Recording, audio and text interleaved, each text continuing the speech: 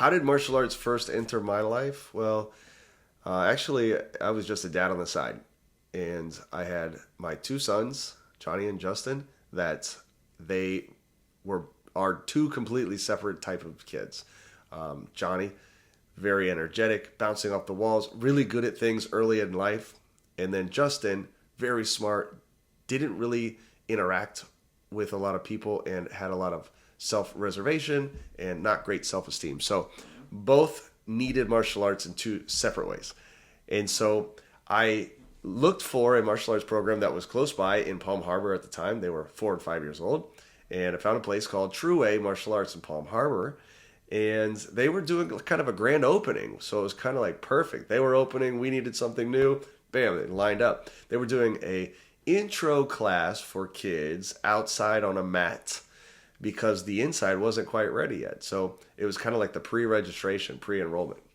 So I remember the boys were on the mat, and the instructor that was there doing the intro lesson, and his name was Mr. Fayette, now is Master Fayette, but it was Mr. Fayette at the time. And he did an intro lesson with them where they stood still, they had their feet together, hands at their side, chest out, chin up in a set position, and they responded immediately to the instructor. They looked like they were confident. They were doing high blocks and punches and kicks and using a strong voice and then snapping back to attention. As a dad, it really, really made me go, yes, this is what I want. I mean, I remember tearing up. I was so proud of my boys showing up and performing like that. So we enrolled them right then. The problem was we didn't have very much money. I mean, we weren't really ready for that financially. But the good news is the grandparents at the time, they said, hey, we are going to team up with you and support you, and we're going to enroll them into that martial arts program. So they started their journey of martial arts. And for me, being a dad on the side, I was just super proud of them. I was always watching and like, oh, what's the instructor saying? How does he want them to look? And then so we would go home, and I would put blue pieces of tape all over the dining room floor where their feet are supposed to go for their forms, and help them because testing time was going to come. You know, it was such an awesome thing to know that, well, Justin is gaining this confidence, and he's going to do moves in front of other people and be proud of himself. And then there's Johnny, who's like, you're going to have to take this foot, put it right there, be intentional, at the same time throw a block or a punch and have balance and kicks. He was good at those moves, but then having to structure it. I mean, gosh, I was just in heaven when it came to starting our martial arts program at True Way with them. And so as a dad on the side, the instructor says, hey, could I use a little help? Could I get your help? And you hold some targets.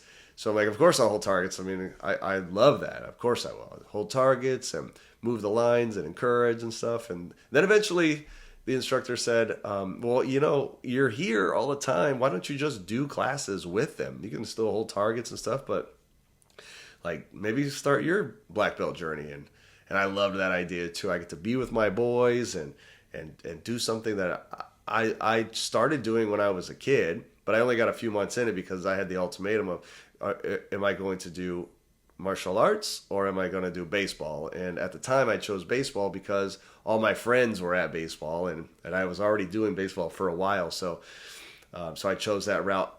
If I could change something in my direction of life, I would change that because I know how many benefits come from martial arts, discipline, structure, the honesty portion, the integrity, the self-evaluation, your endurance, like the competitions, the board breaks, the following through, like so many things. So I would probably change that part. But nonetheless, because I had that taste of martial arts and I really, really enjoyed it, when I came into my white belt journey with my kids, it was just like bang, it just hit me the right way. So I started this journey with them. They were a higher rank than I was because they were in it for several months before I started, which was really fun for them to be a higher rank than their dad, of course. And so that was kind of always a fun thing for us. I remember they had their birthday parties there. They'd have like a black belt that they could wear during a birthday, and they would cut the cake with their sword, like with a sword. It was kind of a big impact, and I love seeing those pictures. Mr. Johnson was investing into me. He would take me to places like black belt seminars. And I mean, I was training with some really cool black belts, some masters even. And And I was getting to spar with them and board break with them and just learn the forms and be around them. And it was just like, wow, so inspiring. And it changed me. It truly did. It changed my discipline. It changed me as a man. And I was already changing through Christ.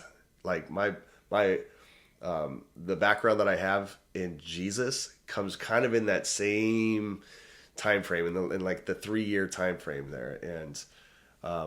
And so I was just, gosh, I was becoming this new person, this new creation, and martial arts was helping me with that.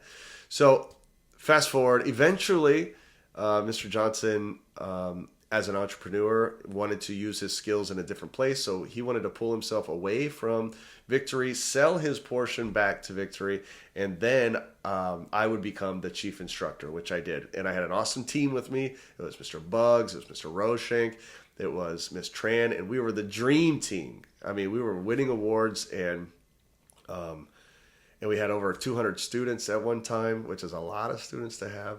And we were on top of the world. Eventually, though, did I realize that I was going down a path that I wasn't really in love with anymore, and it started to become monotonous and more about money, and it was taking me away from the vision that I had when I first started.